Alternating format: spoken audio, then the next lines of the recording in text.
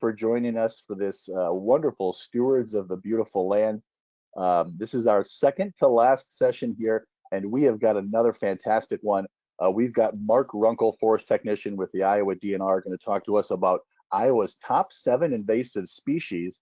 But before we get too far down the road here, just a reminder, this is our landing page, treesforever.org/stewards, for all the information on our Stewards of the Beautiful Land webinar sessions, as well as those field days that we've been doing this past summer, in which we have just a couple of those left as well. A reminder that our Facebook group is alive and well, thanks to Bree Hull for being our moderator there, keeping that up to date. So please share with us and put information in Facebook. Oh, we got a question here. Oh, there you go, Bree, great. And then wanted to also highlight some field days. So we're coming to the end of our field days, but we do have a couple left here, one next week. Well, I got ahead of myself. Let's talk about our next webinar. Our final webinar is going to be in October here, and this is going to be with Trees Forever staff. We're going to be talking about putting your plants to bed. So everything from prairie to trees, kind of what you should be prepared for as we enter into fall and winter, and essentially laying those plants down for the winter nap. Now we have our field days, and so if you're up in the north central part of the state, join us in Cerro Gordo County on September 24th. We're going to be doing a tree planting in town. We'll also be taking one last look at the prairie there at Lime Creek Nature Center. This will be our final chance to play perennial bingo. We had a lot of fun last month and had several folks that came away with bingos. We'll be doing the same thing with prairie plants and trees, and then getting our hands dirty, putting a couple of trees in town. And then Saturday, October 4th, up in Alameda County, your opportunity to participate with Alameda County Conservation Board, Bree Hull with Trees Forever, for a big tree planting at County Home Park, starting at 10 a.m. So be there or be square. That is the information, as you can see, for the different field days and webinars on our landing page for Stewards. Just a reminder, you should be able to see and hear us, but we can't hear or see you. And so the way that you can engage with us is through the questions tab. If you have a question for us, please put it in the questions tab. We'll answer those as they come in if we're able to. Otherwise, we'll go ahead and keep those to the end, and we'll have our presenter go through them together. So just a reminder, that's where you can engage with us. Again, take breaks as you need, stand up, stretch, move, have some lunch. It's a great time. And without further ado, let's get it off to Mark Runkel, Forest Health Technician with the Iowa DNR. All right. Well, hopefully everybody can hear me okay. I will go ahead and start my presentation. Here we go. Showing my, there we go.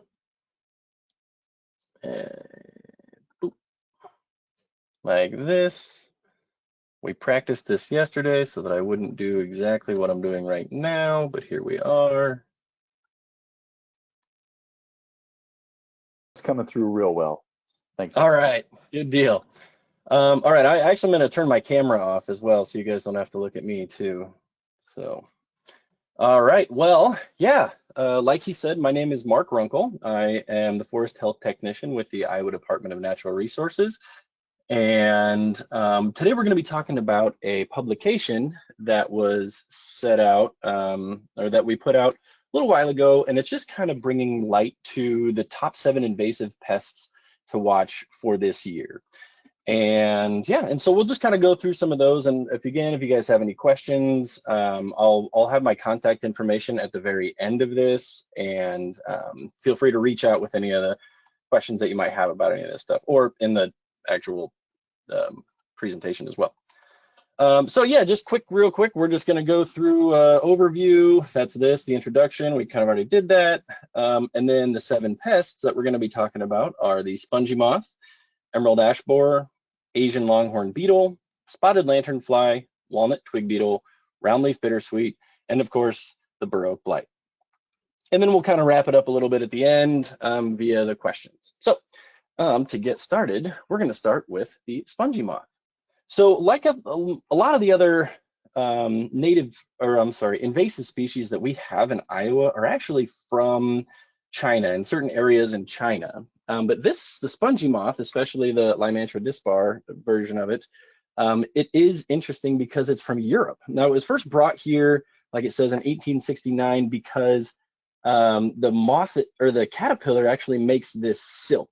And the person who brought it over here thought that he could compete with the silk markets and then make a whole bunch of money. But for whatever reason, his market didn't work and his company folded. And so he took these colorful little hairy caterpillars and he hucked them out the window. And that thus began our fight with the spongy moth. It used to be gypsy moth for a really long time, but it was changed due to cultural sensitivity issues. This moth is really important, but it's really the caterpillar that is the reason why it's on our list. And that's because the caterpillars love to eat, and they are not picky. They eat pretty much anything that they can find, and one of their favorite things is oak trees, actually. So they really like oak leaves, and and so that's why we've been monitoring this, and I'll kind of get into the monitoring efforts that we've been going through here in a little bit. But we monitor this, and we like to try to stay on top of this one because of the potential damage that it could cause to our forests. The spongy moth itself actually gets the name from an egg mass that the female lays, and it kind of has a spongy looking texture to it. There's some pictures that I'll show you here in a little bit. But the actual spongy moth egg sac is not spongy at all. Anyway, it's more of a protective thing for the eggs. Anyway, here's just an up close picture of the spongy moth caterpillar. And I know this is a really grainy photo, but I almost like to include this one just to kind of show how long that we've been fighting this, how long that we've been trying to manage this pest. And so a lot of people would say, well, hey, Mark, this just looks like a caterpillar that I see in my yard every day. And it's true. A lot of times, all caterpillars kind of look alike. But this one particularly, a key identifier for the caterpillar is going to be the different coloring little dots that he has on his back. So he's going to have 5 rows of blue dots, like bluish dots, and then the rest of the dots will be like a reddish, maybe even like a burnt orange dot in there, or the rest will be reddish, burnt orange. Now into the damage part. So we have, and this is a much better picture. I like this picture a lot better. Anyway. And so again, the damage is caused by the caterpillar. These caterpillars love to eat. Again, a single caterpillar can eat 11 square feet of these leaves in its lifespan, which is only a few months. And this picture that I put here is, I believe it's in Tennessee, that they took in Tennessee. And you can see where the spongy moth caterpillar has already been through and where it is going to next. And in fact, I think even that line is where they had started insecticide treatments on it. So just to show you the effectiveness of some of those insecticide treatments, even though they might not be practical all the time. All right, so moving on.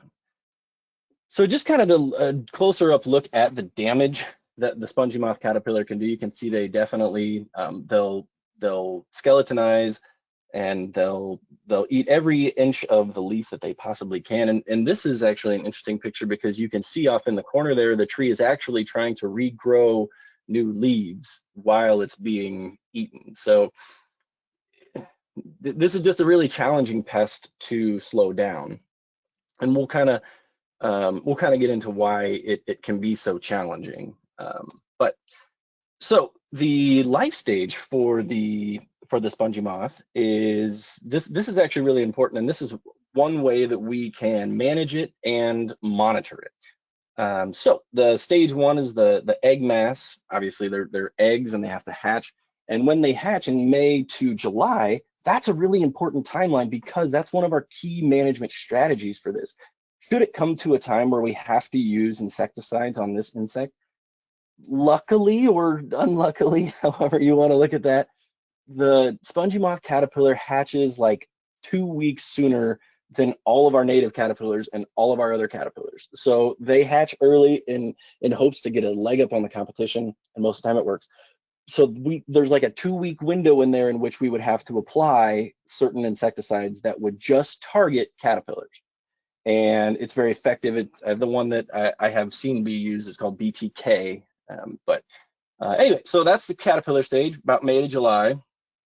And then the pupa stage, they'll pupate it within the tree. And then the stage 4 is the moth. And so for the European spongy moth, the male is the only one that can fly. So that really helps us be able to monitor this pest, because the traps that we do set out, they're specifically designed to target the male. And the female, basically all she does is once she hatches, she climbs up higher on the tree and she lets out this pheromone, and then the males come to her, and then she lays her eggs, and then the cycle begins anew.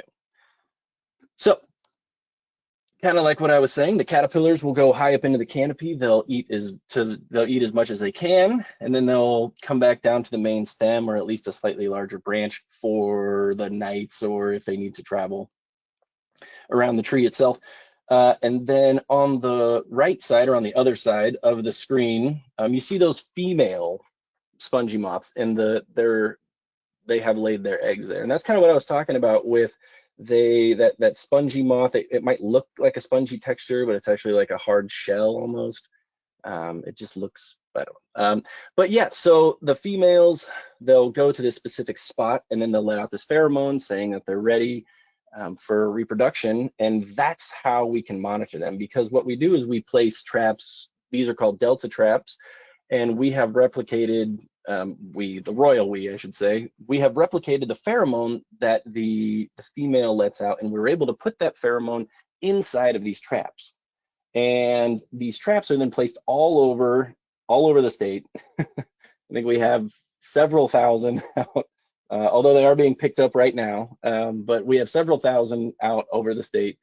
So yeah, so the male moth, once he smells that pheromone, he'll fly into hopefully, I guess, fly into this delta trap that we have hanging all over. And that's a way that we can count how many we have and where they are. And then from there, we can use that information to plan our next steps on how to treat for them. This I just put in here because it's just another example of the trap in a way that is hung in a tree, and then a more close-up image of the male spongy moth. So as we have these traps out in the field, we then eventually have to go collect those traps, and we're actually collecting them right now. We have a Conservation Corps of Minnesota and Iowa is helping us out with the majority of our trap collection. But we have to be able to identify them properly. So when we see this moth, a lot of people say, well, hey, they have these feathery antennae, and they're really easy to identify that way. And I always say, yeah, right now they do in this picture, they do have feathery antenna, but from a trap that was collected, that's a positive spongy moth. But you can see just from the tanglefoot that's in there, that sticky residue that the moth would fly into and get caught, it kind of mats them down, so they're a little bit more challenging to identify. So another key identifier that we use is on the wings, you can kind of see these almost chevron shapes, almost little triangles there. That's another key identifier that we like to use in order to identify this. So it'll have the big antenna, it'll have the chevrons or the little triangles on its wings, and it's about an inch big. And on the inside of the traps is each one of those squares is 1 inch by 1 inch. So these are actually pictures that I took of some positive spongy moth that we had found in our area, just to kind of give you another reference of what we see in the traps. So now, assuming we caught the spongy moth in these different traps, we would then come up with a plan on how to manage for them. So we have two basic ways to manage for them. The first way is called a mating disruption, and that's basically where we're just going to take that pheromone that the female lets out, and we're going to spray it over a huge area instead of having it just be in one small trap. And that totally changes the game for the moths, because if the moths can't connect with one another, they can't reproduce. So instead of having the pheromone being let out by the female in one specific area, it's every tree, every leaf, every blade of grass smells like the female. And so it does absolutely slow down numbers, but it really slows them down more than anything else. And so that is one strategy that we have used in the past, and that's actually applied from aerial surveys. So basically, there's these little granulates that are placed inside of this modified crop duster, and then those are sprayed out over an area. And so this is kind of how big those little granulates are. And these are food safe. They're there's nothing really wrong with them. They're organic materials. I think one of the worst parts is as they're applied, just how they're in there. It kind of makes everything sticky for a little bit for a little while after, but once it dries, it does a really good job on slowing down the spongy moth. The other way that we manage is, again, that insecticide, and that's the BTK, and those applications are typically done by a helicopter. And again, for these aerial applications, timing is key for these ones. So in Iowa in the past, we have had positive spongy moth numbers. For example, in 2003, we had a record year. We had 11,000 moths that we caught in the state. So if you look at this map, every green dot is 1 or 2 moths that were caught in a trap. Every orange dot, 3 to 5, yellow, 6 to 8, red, 13 to 27. So we did catch a huge number of traps, or of moths in traps in 2023. After we saw this, we kind of really had to start looking at, those potential options, but what we really found out was more that this may have been a one-off event. So basically, right when the moths were hatching or pupating rather, and hatching from their going into their adult stage, I should say, there was a huge windstorm event that came from Wisconsin and Illinois, and it basically blew all those moths into Iowa. And so it just threw our numbers completely off, because we don't have any of those. So actually that fall in 2023 and 2024 last year as well, we do egg mass surveys. So that's where we go out in the field and we look for these egg masses to see if we actually have a breeding population of spongy moth. And so far we have not found any egg masses in the state, especially in the last couple of years. That would indicate a breeding population of spongy moth. So last year we do have quite a few less moths that we caught, and from the very bottom it says we caught about 1,300 moths in 577 traps, and that's a much more manageable number. And so that's kind of where we are right now in our planning process. I would show you the 2025 numbers, but we don't have them yet. Everybody's still collecting traps right now. So yeah, if anybody has any questions on spongy moth, feel free to throw them into the chat or into the questions, and we'll get to those. Otherwise, we are going to move on to everybody's favorite, emerald ash borer. So I assume everybody has at least heard of EAB, or emerald ash borer, because if you have an ash tree around you, it's very likely, if it's not dead, it's going to be soon. So these were really discovered in Michigan in 2002, and that timeline always kind of surprises people. That this isn't really, forestry-wise, this is not that old of a pest.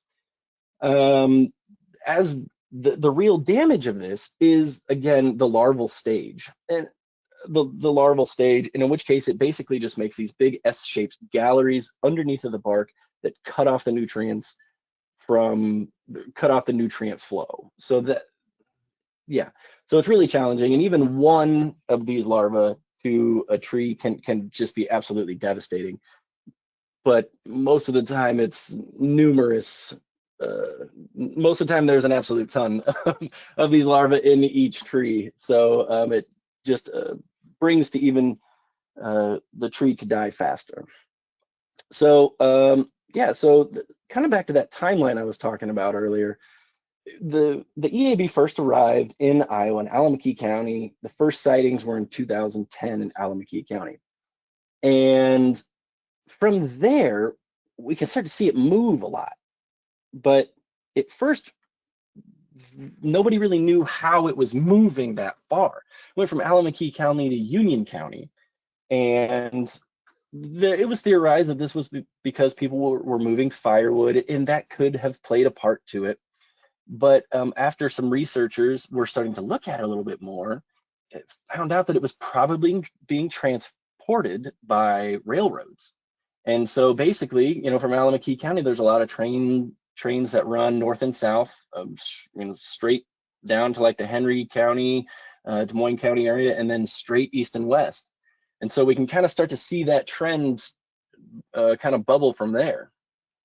So we have 2013, 14, we can start to see it increase, 15, 16, 17, 18, 19, 20, 21, 22, 23, and in 2024, we had the last two counties, Emmett and Palo Alto, have confirmed cases of emerald ash borer. And yeah, so this is just an interesting one because there's not a lot we can do about it at this point. Yet there are treatments available, but realistically, a lot of those treatments aren't really designed to be able to keep your tree alive for 30, 40 years. They're more designed as a band-aid than anything. So if you have an ash tree that you need to come down, let us know. Not for the removal of the tree, but for tree planting recommendations. We do quite a bit of recommendations for tree plantings. So if anybody has any questions on the EAB, feel free to let me know. Otherwise, we are going to move on to our Asian longhorn beetle. So this one is, and I want to start with this right off the bat, we have not found this in Iowa. And I'll say that a couple of times throughout this. This is not in Iowa right now. We have not seen it. And yeah, it hasn't here. I think the closest that was, the infestation was in Chicago in like 2008, but they since had eradicated it. So again, a destructive wood-boring insect that feeds on maples, and that's the key thing. So it really, really likes maple trees and anything that's a relative of the maple trees. So box elder, red maples, silver maples, even birch. Yeah, so these, the real damage with these ones isn't so much that they can mass produce and they do mass damage to the tree. Basically what happens is they're really big, and they have these really, really big exit holes as they begin, or as they exit out of the tree. And there's even that picture there you can see of that one who is coming out of the tree. And these are about pencil size. So you get 2 or 3 of these in a tree, and that tree is just not gonna be, it's gonna have these open wounds that it's just gonna be able to invite other stressors in there, maybe even other insects or diseases, and it just leads to decline. And again, this most likely came to the United States just from packaged material from somewhere in Asia, probably in China, because and Korea, I should say. But to be honest, I'm not 100% sure the exact region where this originates. But anyway, so let's see. I've already talked about the hosts, mostly maples, but yeah. So with the DNR, we actually do survey for this every year in the form of our urban inventories. So for our urban inventories, basically our team goes out and we look at every tree in a small town below 5,000 people, and we look at every tree. And so we use that as an opportunity to check for signs of Asian longhorn beetle. And so far we have not found any yet. That is not to say that won't change in the future, but as of right now, we haven't seen any.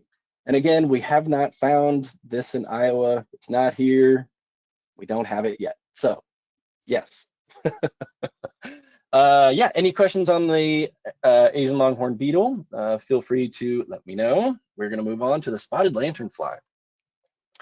I'm always a little hesitant on putting this one into presentations about like forest pests, because technically it's not really a forest pest. It's more of an orchard pest. So it really likes apple trees, any sweet fruit bearing tree, and any like grapevines. It really likes grapevines, for example. And so, but it's still important, and we do like to keep an eye out for it as well. These ones are also very interesting because of the way that they damage the tree. Now, they damage a tree based on mass attacks. We can see the juveniles here. They can mass over a tree, and then as they progress through their lifespans, they can start doing a lot of damage to the tree, especially as an adult. They do prefer the invasive tree, the tree of heaven, but again, it really likes grapevines, apples, hops, and some walnuts and some hardwood trees, but it would have a hard time killing some walnuts and hardwood trees because of the way that it actually feeds. So basically it feeds by, it has this long, sharp sucker, essentially, or this straw that it jams into the tree, and it drinks the sap directly. Where this becomes a problem is that it's not a very efficient feeder. So as it removes its sucking appendage from the tree, it kind of sprays some of that from that sappy residue over the ground and onto itself, and it can lead to the introduction of other insects and other pests and wasps and bees, and a lot of people don't like a large amount of wasps and bees in their yard. So that's why we are keeping an eye out for this one as well. We did receive a call in 2022 that we did find two the instars, so like the younger ones, in Dallas County at a nursery, but there was not a breeding pair. We had probably 20 people out there for at least 2 days, looking over everything, whether it be a tree or a potted plant, everything at that nursery we looked over to try to find more, and we couldn't find any more. And since then, we haven't seen any signs of them as well. And so this is not currently found in Iowa. There was no infestations. And yeah, if you see anything like this, give me a call. Yeah, we're just going to move right along to one of my favorite ones, is the walnut twig beetle. This is kind of where I focus a lot of, or more of my attention is to bark beetles. But these bark beetles are very small. If you had to put a reference to it, they're about the size of a ball on a ballpoint pen. That's about how big they are. So you probably wouldn't see them. If you probably would more see the damage that they could cause. But this is always a really interesting one because it is native to the United States. It's from here. It's just not from Iowa, basically. And so it does target black walnuts and black walnut hybrids as well. The real trouble with this one is that it has the ability or the capacity to carry the fungal spores of the thousand canker disease. It's in recent surveys and recent information, we have found that the thousand canker disease on a healthy walnut tree in Iowa probably won't kill that walnut tree. You'll just have all these big cankers all over it, but the tree itself will actually be fine.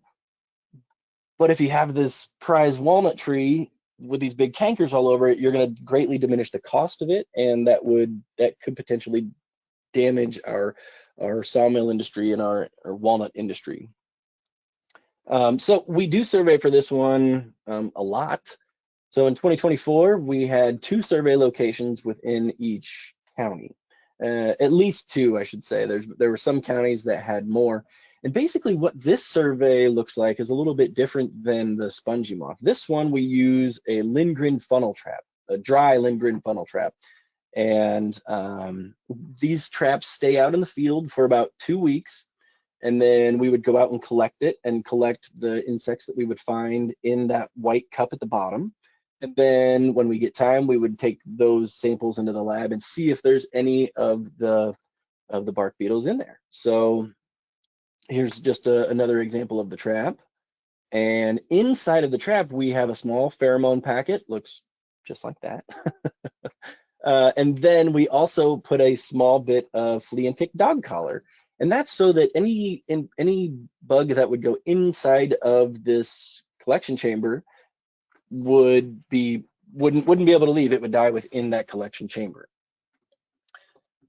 And so, yeah, so some examples of some of the things we typically find in these traps is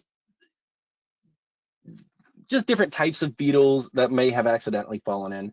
So it's not 100% that we're only catching walnut twig beetles or bark beetles, but if we do find any, we would take them back to our lab and we get to look at them under microscopes. And then if we have one that we think is the the Pediotheriid or the walnut twig beetle, sorry, we would, in our lab, we would confirm it, and then we would send it off to a national identifier who could then confirm or deny whether or not it's actually a walnut twig beetle.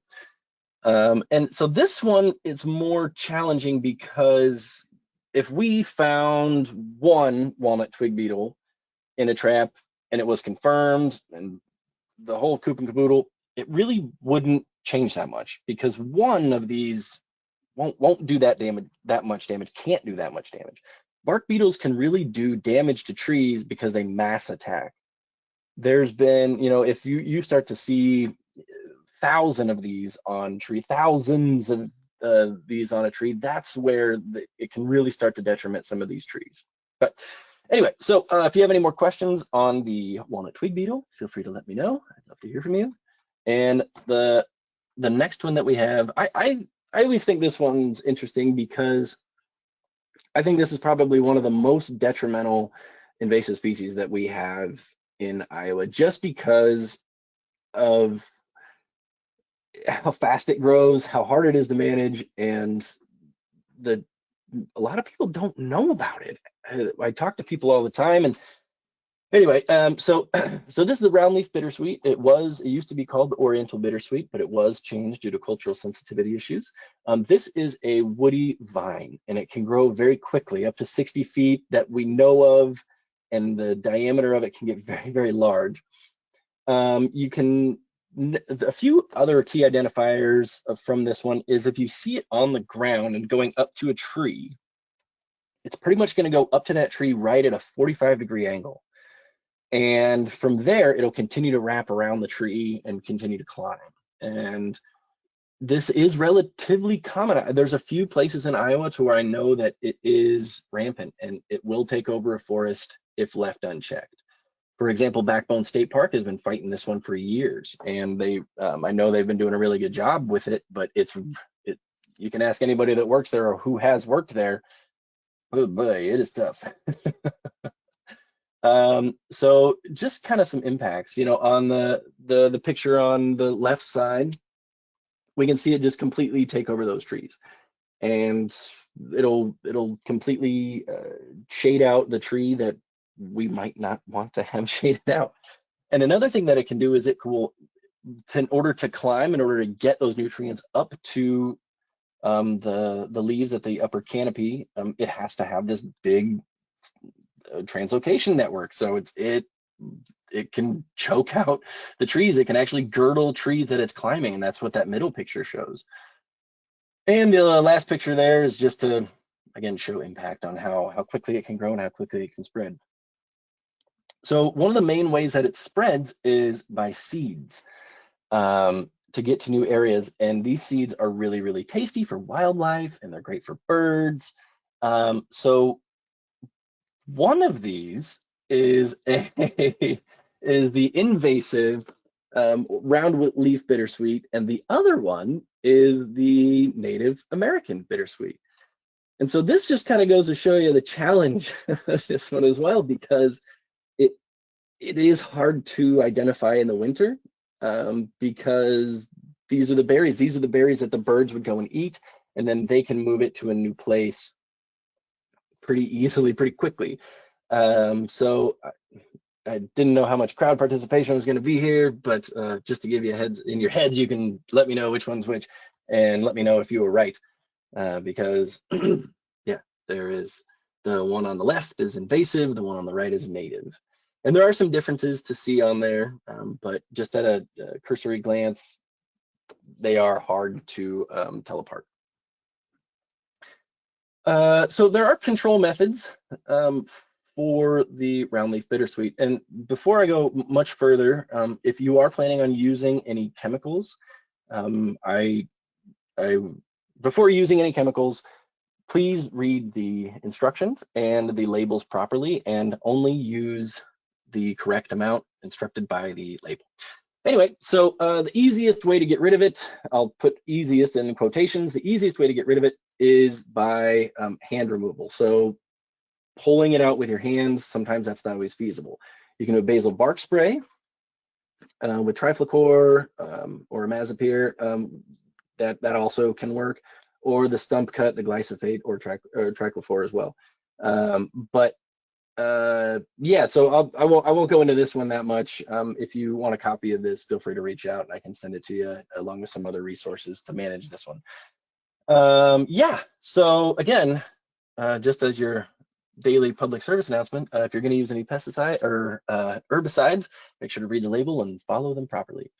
If there's any questions about roundleaf bittersweet, feel free to reach out and I will respond accordingly. And our last one is bur oak blight. The bur oak blight is, again, this one's going to be relatively common. I would bet that most people here have seen bur oak blight take effect and might not even known about it. So this is a leaf blight that was first discovered on bur oaks. It was discovered here in Iowa, hence the name Tobackia iowaensis, and it was found by Dr. Harrington in the late 90s. So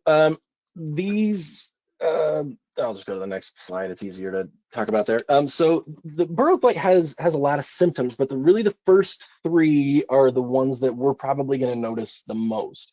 So number one, the rapid defoliation. So the leaves are going to drop really fast. They're all going to kind of drop at once in the midsummer, and they're not, whether or not you know a lot about trees, you know that that's not good. They're not supposed to do that. And with those leaves that are dropping, normally if you would see a leaf on the ground and you'd kind of crumple it up in your hands, it would actually crumple and it would start to break down as you're crumpling it. Well, if you have a leaf with bur oak blight in it and you try to crumple that in your hand, it's not going to crumple. It's just going to kind of fold, and you could actually put it back into shape. That's because that fungus is keeping that rigidity to the leaf itself. The second thing is going to be the leaf discoloration as well.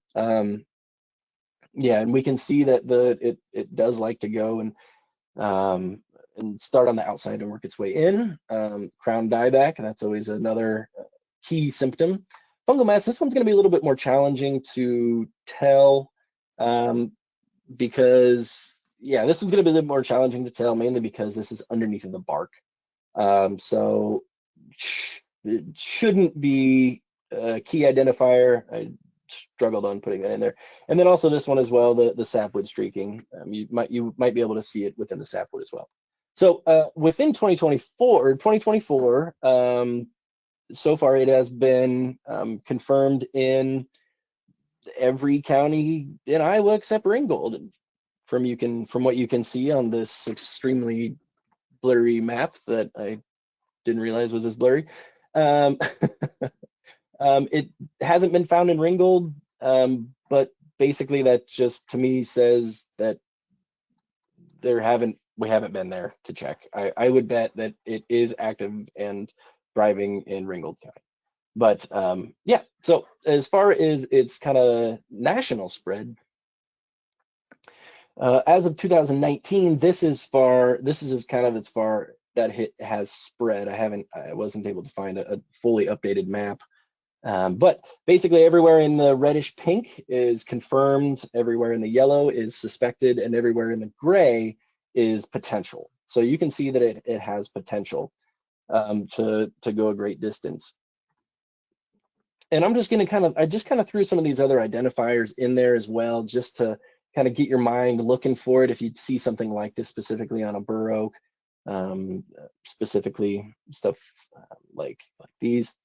Interesting thing about the bur oak blight, if it's just bur oak blight on a healthy bur oak, it probably won't kill that bur oak tree. It'll make it look like this, but it probably won't kill it. What'll happen is if you would have a different pest or disease come in and finally finish it off, that's probably more what would happen. But anyway, so there are some treatments for it. You can go propiconazole injections. And the propiconazole injections, when we do an injection on a tree, especially for bur oak blight, we really like to see, and this is kind of counterintuitive, so but hear me out. So we really like to see the upper canopy after the injection. We really like to see the upper canopy all brown evenly. We like to see that this chemical has gotten up to the upper canopy. And so if we would to do a treatment, an injection, and the tree stays green and nothing's changed on it, we would probably assume that the injection didn't work and the chemical is not widely spread out throughout the tree. So again, it's kind of counterintuitive to say that we put this in and then we see dieback in the canopy. That's just a common way that we would know that this is the chemical is actually working. So yeah, that is it for the bur oak blight. If anybody has any questions on that, feel free to let me know. Otherwise, we have our forest health monitor that I'm gonna shamelessly pitch real quick. Which is on our website. So all of the foresters and out in the field and us in the central office, if we do see any invasive species or diseases, we load them into the Iowa Forest Health Monitor.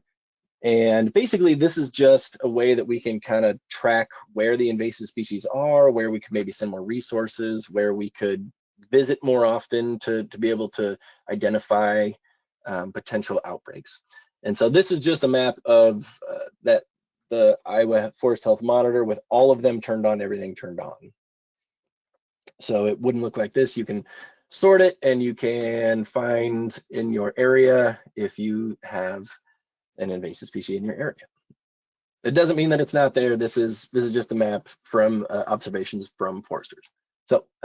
So yeah, to kind of wrap it up a little bit, there's a lot of things we can do for to slow down or even stop some of these things. I have been told in the past that sometimes my presentations get a little doom and gloomy because it's just talking about trees dying and it's not always great. But we can learn from that. And so the first thing we can do is just diversify plantings. We always recommend the urban plantings of not more than 10% by species within this defined area. Knowing that we have these, we live in a global world, we live in a global market, we can no longer passively manage our forests, and we have to actually go in and do the work and to control the native plants, and I should say native pests. But because of that diversification, we may need to use more non-natives to achieve that diversity standard. And of course, don't move your firewood. Other than that, again, my name is Mark Runkel. I am the Forest Health Program Technician with the Iowa Department of Natural Resources. And here's my contact information. Feel free to call, text, email if you have any questions, comments, concerns. And I will now lazily attempt to hand it back over to Jeff. Well, Mark, just keep your screen up. Okay. And we're going to go right into questions here. And thanks to Bree for answering quite a few questions that folks during your presentation. Let's get to a couple that haven't been answered yet. And so the question here is, are there oaks other than bur oak that are infected by bur oak blight, or is it specific? It is a little bit specific to bur oaks. I can't recall any positive cases of bur oak blight in anything other than bur oak, but that doesn't mean it's not there. I might have to look that one up actually. Sure, sure. Just because I haven't seen it doesn't mean it's not there. So now here's a real common issue. And I'm actually going to take this in reverse order. So the question is it possible to control a small infestation of bittersweet by just continually cutting it back? And so does it spread by roots or just seeds? And then as a follow-up to that is how can one deal with then bittersweet on an adjoining property when you don't have control of management and stuff like that? Yeah, I mean, hypothetically, I think that managing it from just continuously chopping it down, what you see, but continuously chopping down the actual plant that you see would work. But the fact that if you had a bunch of them, it might take a long time. So a small scale that could absolutely work without using any chemicals or relying on those. And then your question on having it be in your neighbor's property, that is a really great question.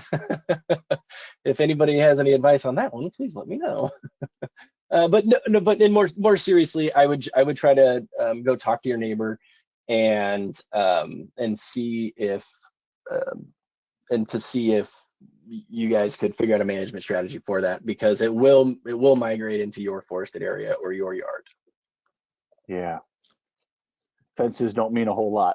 Yeah, they don't care about fences. Yeah. Yeah.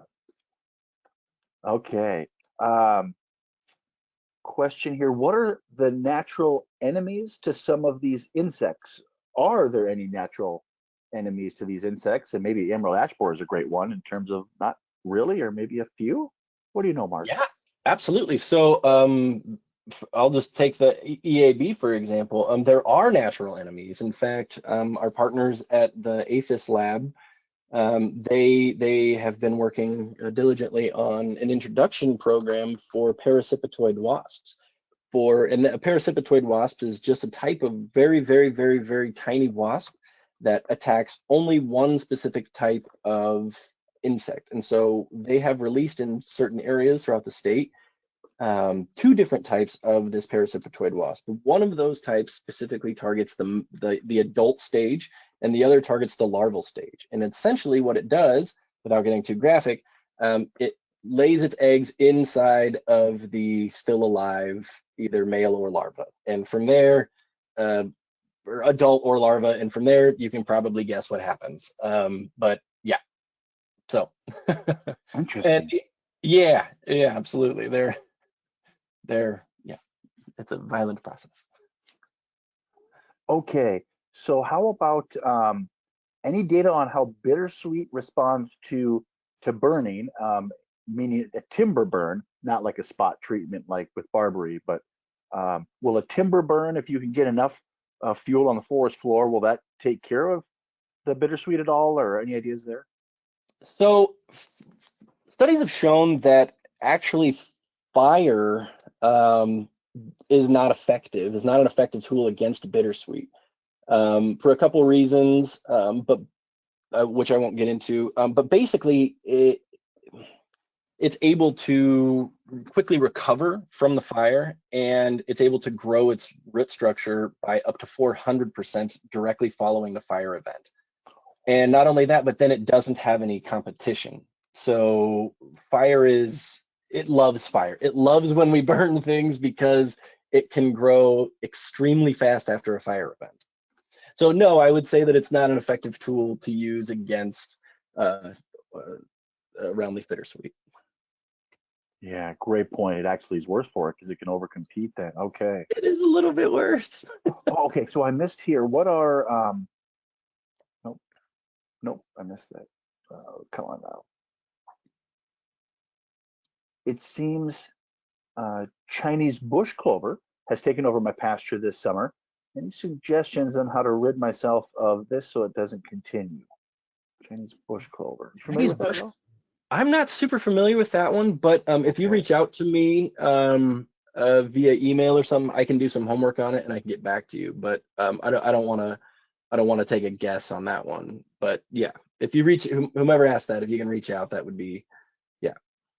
that would be the move. Hey, here's a follow-up, Mark, to that question on the burn for maybe the bittersweet. Would following the burn with a chemical treatment help? And would that timing make sense, I guess? Would the bittersweet come right away that you'd be able to just do a blanket spray or something? Or I suppose you could. I think the challenge there just comes into how much time you got, how much money you got, and from there, if you're already going to do the work for the removal as opposed to burning it, you know, I suppose, yeah, a two-staged attack might be the move as well. I haven't seen strategies like that, but it without looking into it more, that does sound like a good strategy. yeah, okay.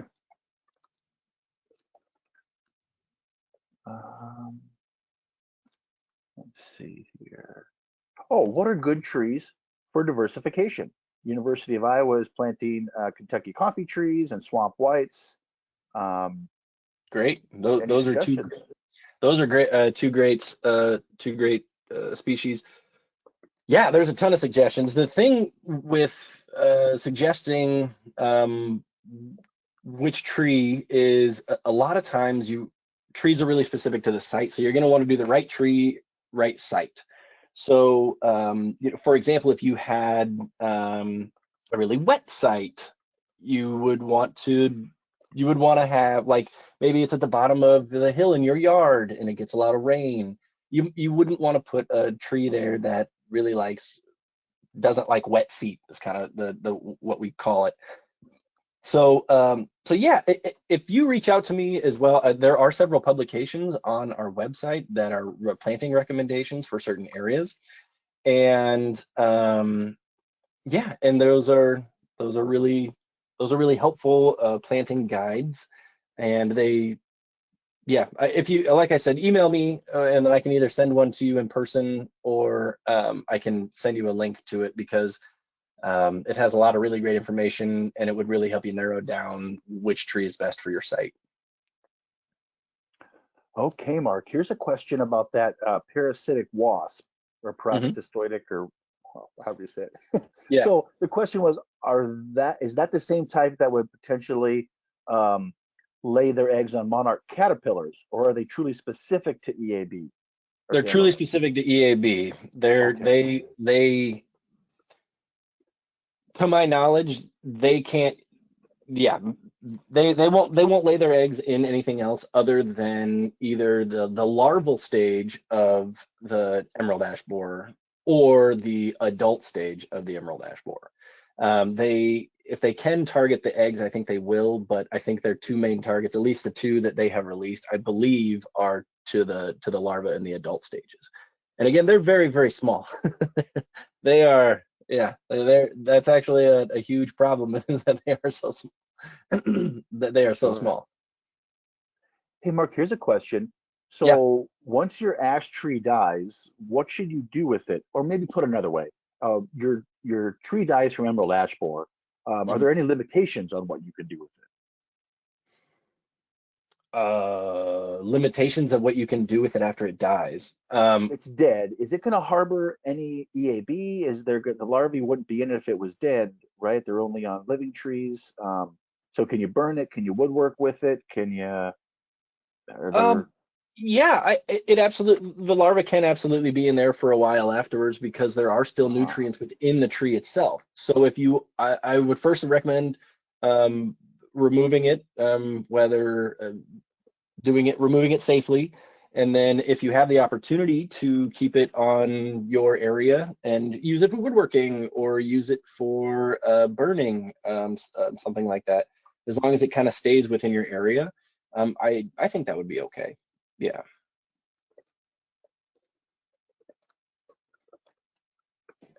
got it. Okay. Well, folks, any last questions? Be sure to get them in the questions tab there. We want to pick Mark's brain here while we have him.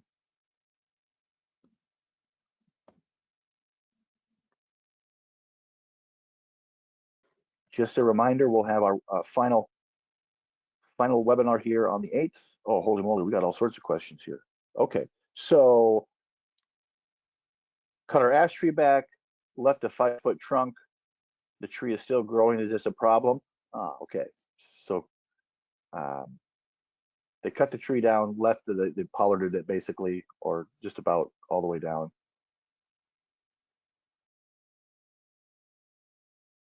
Oh, I saw the questions. Hey, Robin, how's it going? Oh yeah, address Robin. Oh, and I was just reading her question, so or her comment. Yeah, yeah. Reach out to them if you guys have any questions, and if you're gonna move any of the firewood. Very good. Top notch. Thanks, Robin, for that point of reference there. So that was just brought up that some states have quarantines on interstate movement of ash from infested areas like Iowa. So if you want to move wood to such a place, really you need to reach out to essentially Iowa Department of Ag and Land Stewardship to find out what those treatment requirements are.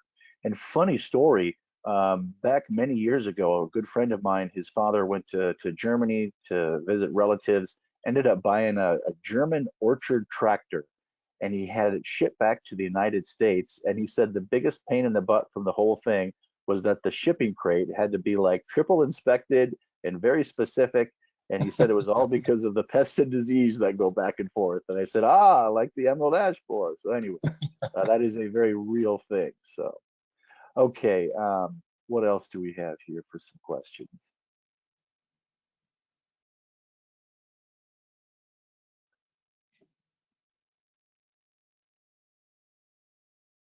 Oh, Alice provided some context on the Chinese bush clover, also known as Cerisa lespedeza, an invasive perennial legume from Asia with herbaceous to somewhat woody stems, small white and purple speckled flowers and leaves, silvery undersides. I have heard that that is a real bugger in some places. So thank you for pointing that out, Alice. Maybe that one will be the top 8 eventually. We'll see. Seems like there's the never-ending stream of possible. Okay, question here that here in Eastern Iowa, we're having problems with bittersweet nightshade, a vine that grows into trees and actually pulls them over. Is that a vine that we can control somehow? Wow. Bittersweet nightshade? Yeah. I'm not 100% sure on that one. Check that one. Sure. Yeah, let me do some homework on that. Again, I just don't want to tell you the wrong thing and lead you down the wrong path. So if you want to reach out to me with that question, I'd be happy to follow up with that. Very interesting. Thank you for sharing that, Kevin.